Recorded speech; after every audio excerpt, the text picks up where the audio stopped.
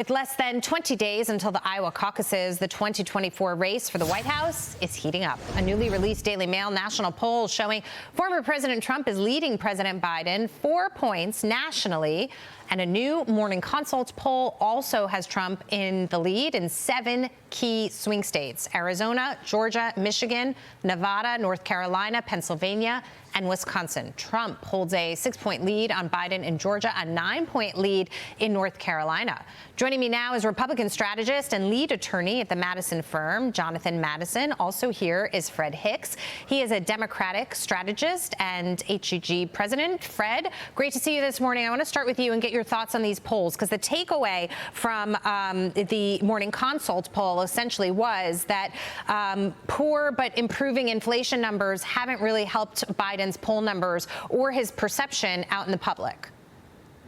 No, absolutely. Public policy always seems to serve as a forerunner for public opinion polls. So this doesn't really disturb me at this point in the game.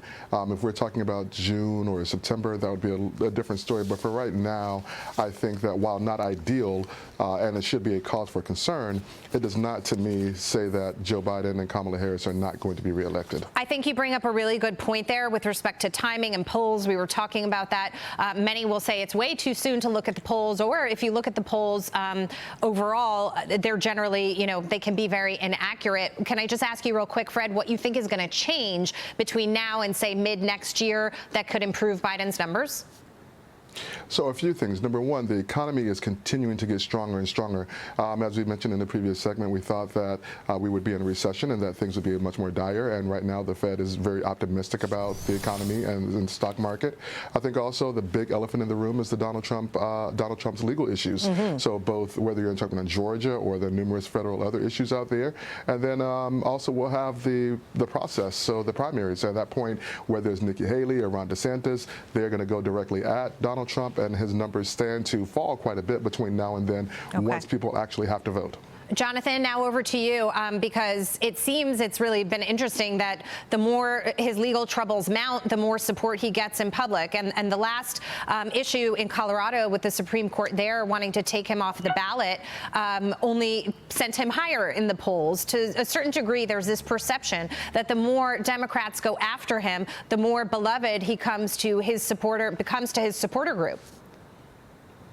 Absolutely, Jackie. I think it's wishful thinking on the part of any Democrat to suggest that Trump's legal issues are going to put him back a step or put him at some kind of disadvantage. If there's anything it's shown, the further he goes into these legal issues, these 4 indictments, the more he gets support. In fact, there's a recent Boomerang poll that shows that 6 out of 10 Americans believe that Joe Biden has something to do, actually, behind the scenes of Trump's indictments. Yeah. So I think collectively, if you're a Democrat, the math just doesn't add up here. And you could look down the road and say, well, it's not just the polling. It's not just the fact that Biden has the lowest approval rating since Jimmy Carter, but it's also the fact that I think collectively the American people understand it's about what's right, not who's right. And you have to question, just like David Axelrod did 1 month ago when he said, is it right for Joe Biden to continue to press on for the American presidency, knowing he's going to be 86 by the time he's done, closer, pushing 90 years old now, one of the oldest leaders in the world. Is it right for the American people? That's the question. It's not about who's right, but what's right. I want to ask you both about this, because House Republicans in the new year are going to focus on impeaching President Biden. An MSNBC columnist is begging the GOP to impeach Biden.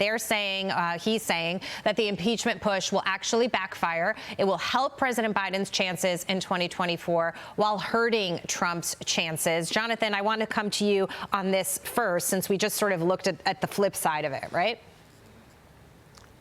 Absolutely. I think, again, this is sort of a wishful thinking to think, okay, well, if there's an impeachment inquiry launched against Joe Biden, that'll somehow rally support for him. If you're a Democrat out there, you've got to be praying and hoping, right? But at the same time, I think the American people are just too intelligent to fall for that. I think that given the fact that, as we just said, 6 out of 10 Americans right now believe that Joe Biden had something to do with Donald Trump's four indictments, and the fact that they think it's political, I think that they'd be excited, at least eager to understand what might be uncovered or what light may be shed on what actually happened, if anything did happen. I think the American people would be excited to at least have some kind of inquiry press. I think they're more intelligent. I credit the American people with more intelligence than that. Jackie. Fred, your response?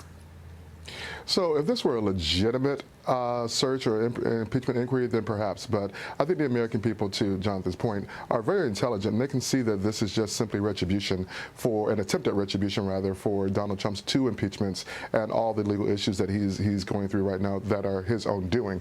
So I don't think that's something that Democrats need to worry about in terms of hurting Joe Biden. And to the point, the columnist's point, this is actually one of those things I think that will wake up the Democratic base and say, hey, you've got to turn out to vote. Because right now, this is not a matter of whether or not Democrats are going to move over to Donald Trump. This is a matter of whether or not Democrats are going to vote. And what we saw in 2020, what we saw in 2016, is that Donald Trump will lose the national poll, the national voter turnout numbers if Democrats turn out to vote.